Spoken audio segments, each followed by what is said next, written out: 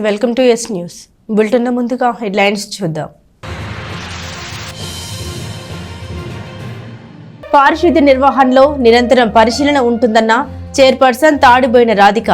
7వ వార్డులో ఆకస్మిక శానిటేషన్ తనిఖీ, పరిసరాల శుభ్రతలో ప్రజలు కూడా సహకరించాలంటూ వెల్లడి.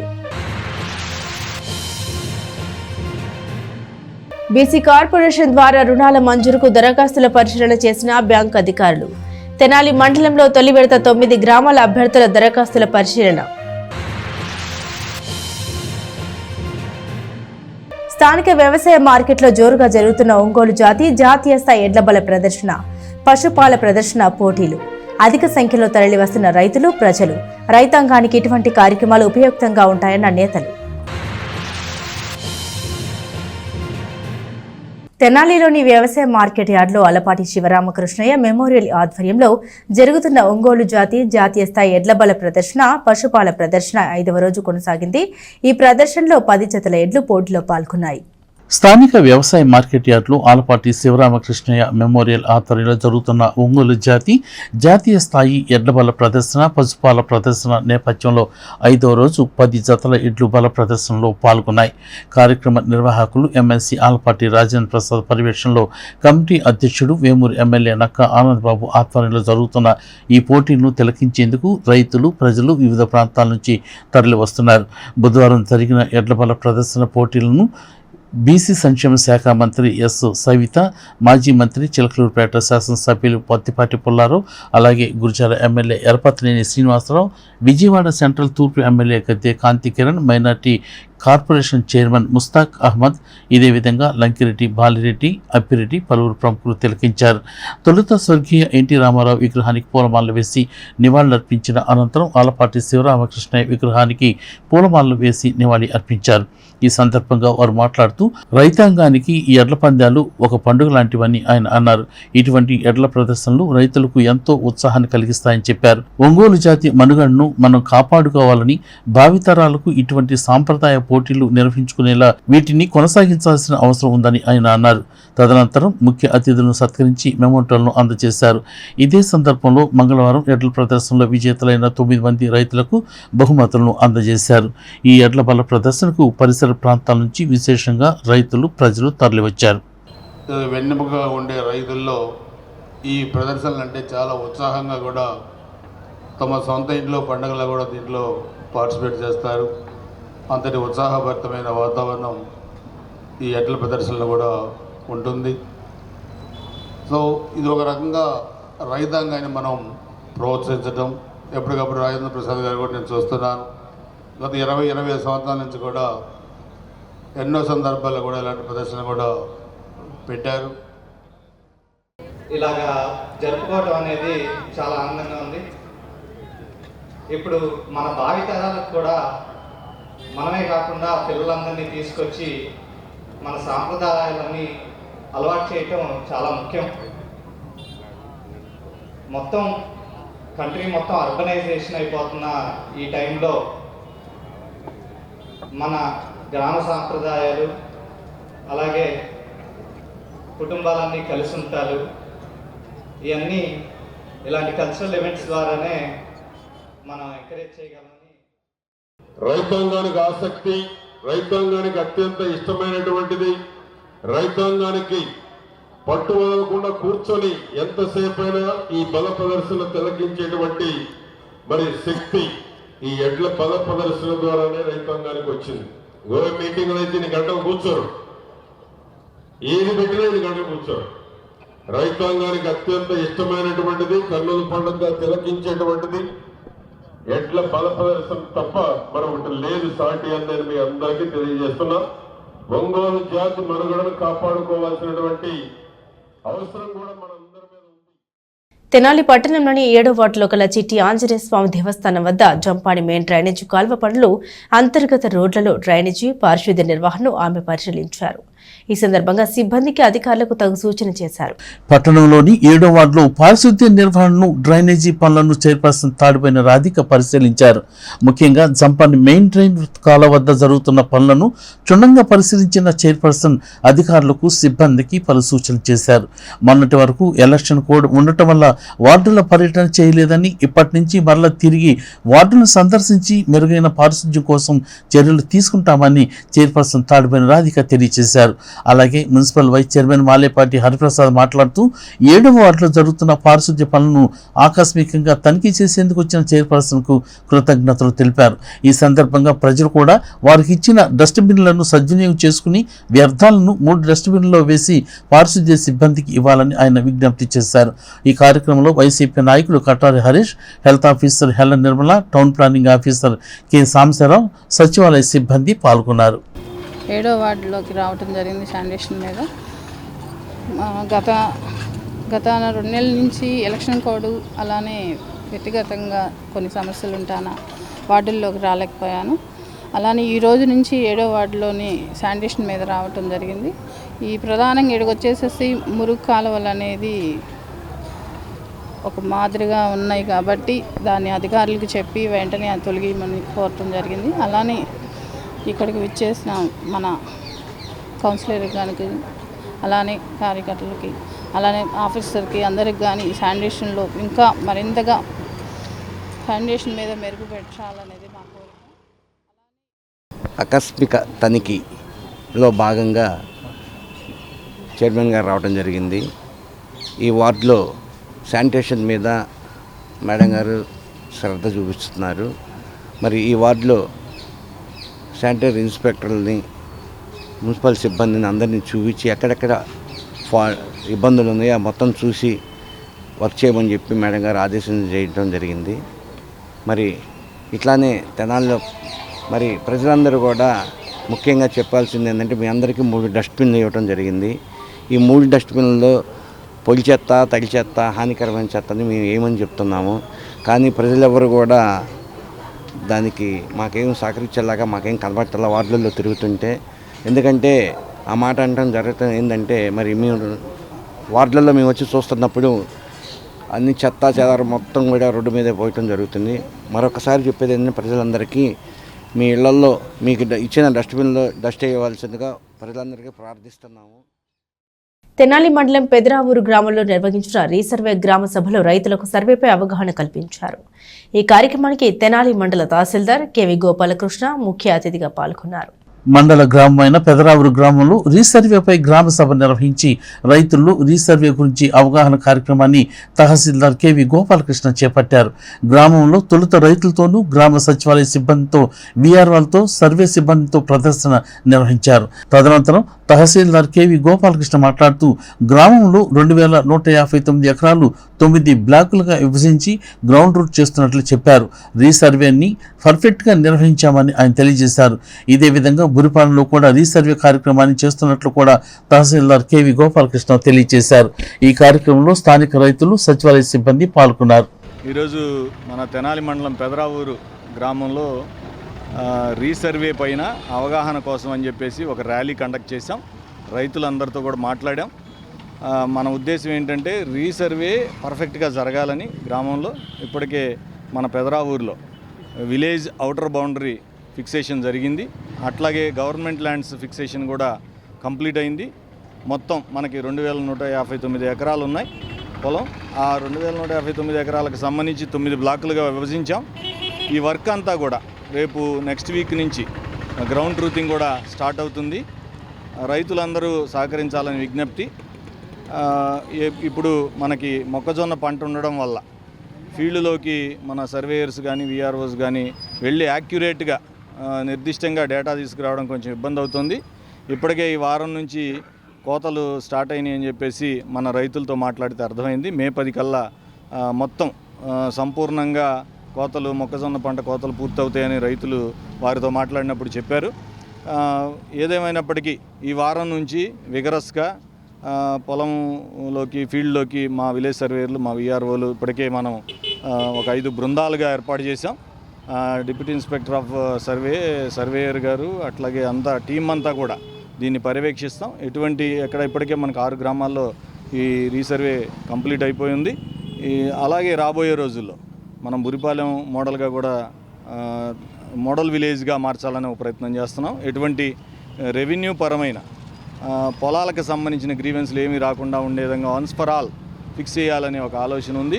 ప్రభుత్వం ప్రతిష్టాత్మకంగా చేపట్టిన ఈ రీసర్వే కార్యక్రమంలో రైతులందరూ పాల్గొనాలని, వారికి సంబంధించిన డాక్యుమెంట్లన్నీ అందజేయాలని, ఎప్పటికప్పుడు కనీసం ఎవరి దగ్గరైనా ఫోటోస్టాట్ లేకపోయినా సరే ఆన్లైన్లో మనం చెక్ చేసుకునే ఫెసిలిటీ కూడా ఉంది. రిజిస్ట్రేషన్ ఐజీఆర్ఎస్ సైట్లో అట్లా కూడా వీఆర్ఓలకు గైడెన్స్ ఇచ్చాం. దీని ఉద్దేశం ఏంటంటే రైతులను కూడా భాగస్వామ్యం చేసి ఈరోజు అవగాహన కల్పించి వాళ్ళందరూ పాల్గొంటే ఏదైనా చిన్న చిన్న గట్టు వివాదాలు కానీ ఏదైనా ఉంటే అది కూడా పరిష్కారం చేయడానికి వీలవుతుందని మా ఉద్దేశం. ఏదైనా రైతులు సహకరిస్తే గవర్నమెంట్ మంచి ఉద్దేశంతో ఈ భూ సంబంధ తెనాలి పట్టణంలో శ్రీరామ నవమి ఉత్సవాలు అత్యంత వైభవంగా జరుగుతున్నాయి. పట్టణంలో ప్రధాన దేవాలయాలైన దొంగరాముడు గుడి, అలాగే హనుమాన్ చౌక్లోని శ్రీ సీతారామ మందిరంలో స్వామివార్లను భక్తులు దర్శించుకున్నారు. తెనాలిలో శ్రీరామ నవమి మహోత్సవాలు వైభవంగా జరుగుతున్నాయి. దశాబ్దాల కాలంగా అత్యంత ప్రసిద్ధి కలిగిన శ్రీ సీతారామ మందిరం వద్ద జరుగుతున్న శ్రీరామ నవమి ఉత్సవాల్లో భాగంగా మంగళవారం రాత్రి అధిక సంఖ్యలో భక్తులు స్వామివారిని దర్శించుకున్నారు. మందిరం వేదికపై ప్రముఖ ఆధ్యాత్మిక ప్రవచనకర్త సామవేదం షణ్ముఖ శర్మ అనుగ్రహ భాషణం విన్న భక్తులు శ్రవణానంద భరితులయ్యారు. దీంతో దేవాలయ ప్రాంగణం అంతా ఆధ్యాత్మిక భావన వెళ్లి విరిసింది. ఇదే విధంగా దొంగరాముడిగా పిలుచుకునే మార్కెట్ సెంటర్లోని శ్రీ సీతారామాంజనేయ స్వామివారి దేవస్థానంలో కూడా భక్తులు పాల్గొని విశేష పూజలు చేశారు. కళ్ళు మూసి కళ్ళు తెరిచే లోపల కొద్ది గడియల్లోనే మొత్తం రాక్షస వీరులు సంహరింపబడ్డారు. అది ఒక్కడిని కొట్టేటప్పటిగా అమ్మ అంటామే ఎంతమందిని సంహరించి అవలీలగా ధనుస్సుని కుడి చేత్తో పట్టి నిలిపి ఎడం చేత్తో బాణం తిప్పుతూ ఈ పని చేయగలిగేది ఇద్దరు మాత్రమే అని చెప్తున్నాడు రామచంద్రమూర్తి. ఇది వినవలసిన అద్భుతమైన విషయం అంటే ఇద్దరు మాత్రమే ఈ పని చేయగలరు. ఒకడు శివుడు, రెండవది నేను అని చెప్పాడు సార్ ఇక్కడ. అందుకే ఈ విషయం అద్భుతమైన విషయం ఇక్కడ ప్రస్తావన చేస్తున్నాడు. ఇటువంటి పని అంటే మూల సైన్యంగా కనబడుతున్న దీన్ని సంహరించగలిగేటువంటి పని మమవా త్రయంబకస్యవా, నేను త్రయంబకుడు ఇద్దరే చేయగలరని చెప్పాడు. ఇంకొకరు చేయలేరు అలాంటి పని. అది చేసి నిలబడిన రామచంద్రమూర్తిని ఆ రథంలో మనం ధ్యానిస్తున్నాం. ఆ స్వరూపాన్ని ఇక్కడ చూస్తున్నాం. అలా మూల సైన్యాన్ని రక్షింపజేసినటువంటి రామచంద్రమూర్తిని ఈ శ్లోకంలో చూస్తున్నాం. శ్రీ సీతారామాంజనేయ స్వామివారి దేవస్థానం మెయిన్ రోడ్డు తెనాలి. మన దేవస్థానం నందు విశ్వావసునామ సంవత్సర ఉగాది పండుగ రోజు నుంచి స్వామివారికి ప్రత్యేక అలంకారములు, దశావతారములు జరుగుతున్నవి. ఈరోజు లక్ష్మీ నరసింహస్వామి అలంకారం. ముఖ్యముగా 5వ తేదీ ఉదయం 8 గంటల నుండి దేవస్థాన ఆవరణందు విశేష కుంకుమార్చన జరుగును. అనగా మంగళప్రదమైన గౌరీ పూజతో స్వామివారి కళ్యాణం ప్రారంభమవుతున్నది. ఈ కుంకుమ పూజలో భక్తులందరూ స్వయంగా పాల్గొని స్వామివారికి అనుగ్రహానికి పాత్ర కావలసిందిగా కోరుతున్నాము. తెనాలి పురపాలక సంఘానికి సంబంధించి 2024-2025 ఆర్థిక సంవత్సరానికి 16,46,99,960 రూపాయలు ఆస్తి వసూలు చేసినట్లు మున్సిపల్ కమిషనర్ బండి శేషన్న తెలిపారు. మొత్తం మీద 90% ఆస్తి పన్ను వసూలు చేశామని తెలిపారు. తెనాలి పురపాలక సంఘానికి సంబంధించి 2024-25 సంవత్సరానికి 18,33,34,202 రూపాయల మేర ఆస్తి పన్ను రావాల్సి ఉండగా 16,46,99,960 రూపాయలు వసూలు చేసినట్లు మున్సిపల్ కమిషనర్ బండి శేషన్న తెలిపారు. ఇది 2023-2024 సంవత్సరానికి సంబంధించి 14,15,03,679 రూపాయలు మాత్రమే వసూలు చేశామని, ఇది 89% ఉందని చెప్పారు. ఆస్తి పన్ను డిమాండ్ని 2,48,96,383 రూపాయల మేర డిమాండ్ పెంచినట్లు కూడా ఆయన ఈ సందర్భంగా తెలిపారు.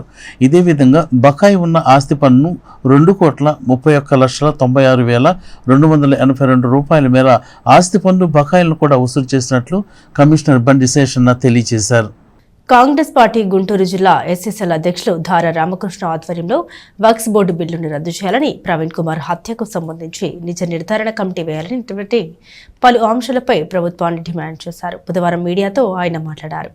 భారతదేశ సౌభ్రతత్వాన్ని ఔన్నత్యాన్ని పాలకులు కాపాడాలని, ఇందుకు సంబంధించి వక్ఫ్ బోర్డు బిల్లు రద్దు చేయాలని, అలాగే ఫాస్టర్ ప్రవీణ్ కుమార్ హత్యకు సంబంధించి నిజ నిర్ధారణ కమిటీ వేసి సుప్రీంకోర్టు జడ్జితో విచారణ జరిపించాలని కాంగ్రెస్ పార్టీ గుంటూరు జిల్లా ఎస్ఎస్ఎల్ అధ్యక్షుడు ధార రామకృష్ణ ప్రభుత్వానికి విజ్ఞప్తి చేశారు.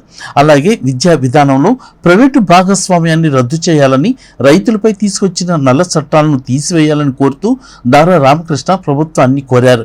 ఈ కార్యక్రమంలో తెనాలి ఎస్ఎస్ఎల్ అధ్యక్షులు గురికిపూడి అశోక్, మైనార్టీ నాయకులు చందు భాష, షేక్ గౌస్, అలాగే జ్ఞానేశ్వరరావు, పులిపాటి వంశీ, హైమారావు తదితరులు పాల్గొన్నారు.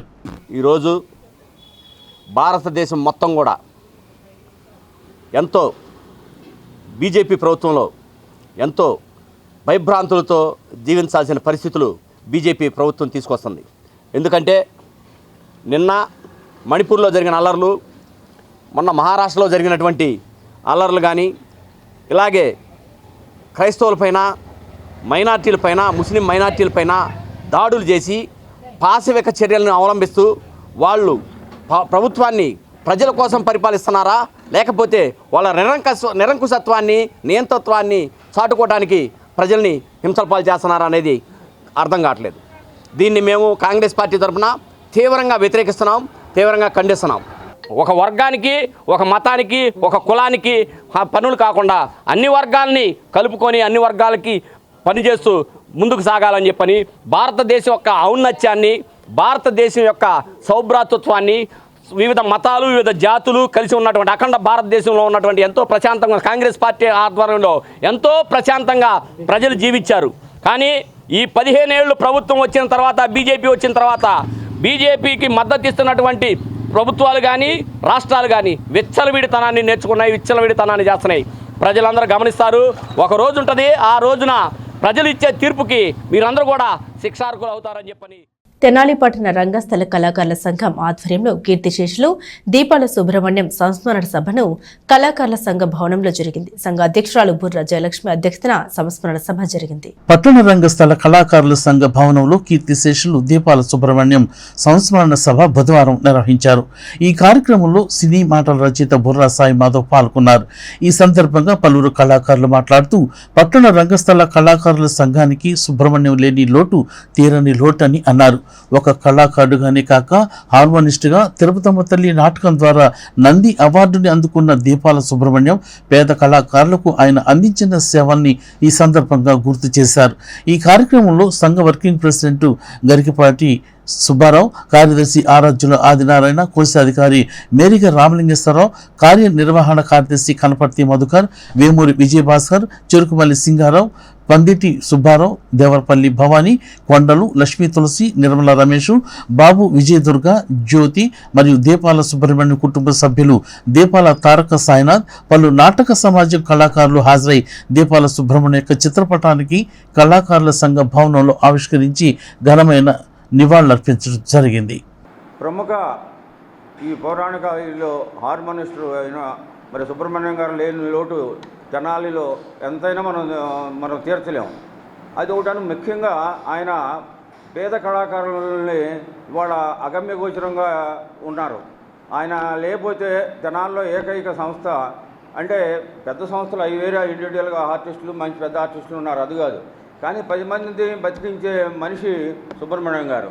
మరి ఆ సుబ్రహ్మణ్యం గారు పోసిన తర్వాత మరి అసలు ఆ లోటు ఎవరు తీర్చలేరు, అది ముమ్మాటికి నిజం. మరి ఇక్కడ వచ్చిన వాళ్ళందరూ మరి పాపం అందరూ కూడా సుబ్రహ్మణ్యం గారు దీని మీదే ఇది చేశారు. మరి ఆయన ఎంతో వ్యయ ప్రయాసాలు కోర్చి మరి భారీ మంచి నాటకం, కానీ ఆయనకి రావాల్సినంత పేరు ఇలా రాలేదు. కానీ తిరుపతమ్మ కథ కానీ, సాయిబాబా మహత్యం కానీ, ఇవన్నీ కూడా ఇంకా చాలా ఉన్నాయి. కానీ ఈ రెండిట్లో అసలు ఆ ఆర్ట్ మన మరి సాంఘిక నాటక రంగంలో నాసరి గారి దగ్గర, నీతి పరమేశ్వర శర్మ గారి దగ్గర, మక్కపాటి కృష్ణమోహన్ గారి దగ్గర ఆగిపోయింది. అది వాస్తవం, ఒప్పుకోవాలి. అయితే తెనాలి కళలకు కాణాచి అంట అనేటువంటి పరిస్థితి నుంచి తెనాలి కళలకు కాణాచి, కళల కాణాచి తెనాలి అని తెలుగు నేల మొత్తం కూడా మాట్లాడుకునేలాగా చేసిన వ్యక్తి దీపాల సుబ్రహ్మణ్యం గారు ఈరోజు లేరు. అంటే ఆయన వచ్చిన పని కంప్లీట్ అయిపోయింది. ఆయన కొంతమందిని కళాకారులను తయారు చేయాలి, అది భగవంతుడి ఉద్దేశ్యం. ఈయన కిందకెళ్ళి కొంతమంది కళాకారులను తయారు చేయాలి, కొంతమంది కళాకారులకు అన్నం పెట్టాలి, వాళ్ళకి జీవనోపాధి ఇవ్వాలి, కొన్ని కళారూపాలు సృష్టించాలి. ఆ పని మీద ఆయన్ని పంపించాడు. ఆయనకి అప్పగించిన పని పూర్తయింది. చాలా బాధ్యతాయుతంగా భగవంతుడు అప్పగించిన పని అద్భుతంగా ఆయన ఆ బాధ్యతను నిర్వర్తించాడు. కాబట్టే భగవంతుడు ఆయన్ని కొంచెం కూడా బాధ పెట్టకుండా తీసుకెళ్ళిపోయాడు. ఇచ్చిన పని అద్భుతంగా ఆయన ఆచరించాడు కాబట్టి, కొంచెం కూడా డీవియేషన్ లేకుండా భగవంతుడు ఏ పని అయితే అప్పగించాడో ఆ పని అద్భుతంగా ఆయన నిర్వర్తించాడు. కాబట్టి భగవంతుడు చాలా సునాయాసంగా, సంతోషంగా, బాధ పెట్టకుండా అలాగా హాయిగా తీసుకెళ్ళిపోయాడు. సో దీన్ని బట్టి మనం నేర్చుకోవాల్సింది ఏమిటంటే, అలా ఉండాలి మనం కూడా. భగవంతుడిచ్చిన పనిని తూచా తప్పకుండా నిర్వర్తించడం అనేటువంటి విషయంలో దీపాల సుబ్రహ్మణ్యం గారిని చూసి మనం నేర్చుకోవాలి. ఆయన్ని చూసి మనం నేర్చుకోవాలి. చాలామందికి పార్లమెంట్లో ప్రవేశపెట్టిన వక్ఫ్ చట్ట సవరణ 2024 బిల్లు మైనార్టీకి వ్యతిరేకమని టీడీపీ, జనసేన పార్టీలు కూడా తమ మద్దతును ఉపసంహరించుకోవాలని జమాయతే ఉలమా హిందూ మజ్లిసుల్ ఉలమా వల్ అయమ్మా విజ్ఞప్తి చేసింది. తెనాలిలోని శివాజీ చౌక్లో గల జామియా మసీదు నందు వక్ఫ్ బిల్లు సవరణ 2024 బిల్లుని వ్యతిరేకించాలని టీడీపీ, జనసేన పార్టీకి విజ్ఞప్తి చేసింది. మసీదులోని మీడియా సమావేశంలో ముస్లిం సోదరులు మాట్లాడుతూ ముస్లింల మతపరమైనటువంటి హక్కుగా వారు పేర్కొన్నారు. అలాగే రాజ్యాంగం కల్పించిన ప్రాథమిక హక్కులకు, ప్రాథమిక విధులకు ఇది వ్యతిరేకమని, దీన్ని టీడీపీ, జనసేన పార్టీలు మద్దతు తెలపవద్దంటూ వారు విజ్ఞప్తి చేశారు. ఈ మీడియా సమావేశంలో ముస్లిం పెద్దలు, ముతవల్లీలు పాల్గొన్నారు. अस्सलामु अलैकुम वरहमतुल्लाहि वबरकातुहू। वक्फ बोर्ड के ताल्लुक़ से पिछले कई दिनों से सेंट्रल गवर्नमेंट एक नया बिल लाने की कोशिश कर रही है और इस बिल के ज़रिए से मुसलमानों के जितने प्रॉपर्टीज़ है, जितने भी वक्फ के जायदाद है, उन सब को छीनना चाह रही है। ऐसे में मुस्लिम पर्सनल लॉ बोर्ड और मुल्क के जितने भी बड़ी बड़ी तंजीमें हैं, उन्होंने इसके ख़िलाफ़ आवाज़ उठाई और इसी आवाज़ के साथ हम आवाज़ मिलाते हुए जमीयत उलमा तेनाली की तरफ से, मजलिसुल उलमा तेनाली की तरफ से हम पुरज़ोर अंदाज में इस बिल की मुखालफत कर रहे हैं और ख़ुसूसन आंध्र प्रदेश के चीफ मिनिस्टर जनाब चंद्रबाबू नायडू साहब और ऐसे ही नायब चीफ मिनिस्टर पवन कल्याण साहब, इन दोनों से हमारी गुजारिश है कि आप इस बिल की मुखालफत करें, इस बिल को पास होने ना दें, क्योंकि इस बिल की वजह से पूरे मुसलमानों के अंदर एक किस्म का गम है, एक किस्म की नाराज़गी है। ऐसे में आप सबका साथ देने वाले, सेकुलर जहन के साथ आप चलने वाले, सारी कौमों को लेकर चलने वाले हैं और आपने रमज़ान के मौके पर भी वादा किया और हमारे इस इलाके సోదరులారా, ఈరోజు ఆల్ ఇండియా ముస్లిం పర్సనల్ లా బోర్డు యొక్క పిలుపు మేరకు జమియతే ఉలమా హింద్ మజ్లిసుల్ ఉలమా యొక్క ఆధ్వర్యంలో తెనాలి పట్టణం జామియా మసీద్ దగ్గర ఈ యొక్క వక్ఫ్ అమెండ్మెంట్ బిల్ 2024ని నిరసనగా ఈ బిల్లుని మేము వ్యతిరేకిస్తూ ఈ యొక్క ప్రెస్ మీట్ పెట్టడం జరుగుతుంది. సోదరులారా, ఈ వక్ఫ్ అమెండ్మెంట్ బిల్ ఏదైతే 2024 ఏవైతే ఉందో, ఇది రాజ్యాంగం భారతదేశ ముస్లిం మైనార్టీలకు కానీ అన్య మతస్థులకు కానీ రాజ్యాంగం అనేది కొన్ని హక్కుల్ని ప్రకటించి ఉంది. మనం గమనిస్తే కనుక ఆగస్టు నెల 2024 సంవత్సరం నాడు ఈ వక్ఫ్ అమెండ్మెంట్ బిల్లుని పార్లమెంట్లో ప్రవేశపెట్టారు. ఆ తర్వాత ఆ బిల్లుని జేపీసీకి ట్రాన్స్ఫర్ చేయడం జరిగింది. సుమారు 8 నెలలుగా మా ముస్లిం మైనార్టీ పెద్దలు, లౌకికవాదులు, రాజ్యాంగ పరిరక్షకులు, ప్రజాస్వామ్యవాదులంతా వ్యతిరేకిస్తూ ఉన్నా సరే దానన్నిటికీ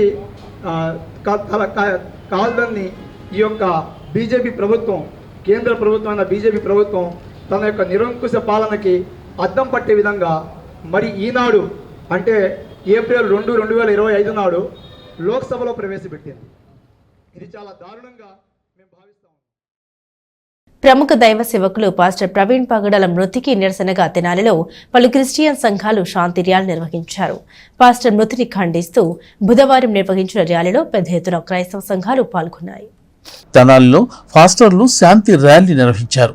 ఈరే new life family worship center church ఆధ్వర్యంలో చెంచుపేట ఉమేష్ చంద్ర విగ్రహం నుండి మార్కెట్ సెంటర్, బస్టాండ్, రజక చెరువు, గాంధీ చౌక్, టౌన్ చర్చ్ మీదుగా సబ్ కలెక్టర్ కార్యాలయం వరకు శాంతి ర్యాలీని నిర్వహించారు. అనంతరం సబ్ కలెక్టర్ సంజనా సింహకు వినతి పత్రం సమర్పించారు. ప్రవీణ్ పగడాల స్మారక శాంతి ర్యాలీ కొనసాగింది. ప్రవీణ్ పగడాల మృతిపై దర్యాప్తు వేగవంతం చేయాలని ఈ సందర్భంగా కోరారు. పాస్టర్ మృతిపై పలు అనుమానాలు ఉన్న నేపథ్యంలో ఐపీఎస్ అధికారిని నియమించి దర్యాప్తు వేగవంతం చేయాలని చెప్పారు. సోషల్ మీడియాలో వస్తున్న విభిన్న కథనాలను నమ్మవద్దని, వాస్తవ ఘటనలో సత్యాలు త్వరలో వెల్లడవుతాయని చెప్పారు. దైవ సేవకులపై జరుగుతున్న భౌతిక దాడులపై ప్రభుత్వం స్పందించాలని కూడా వారు కోరారు.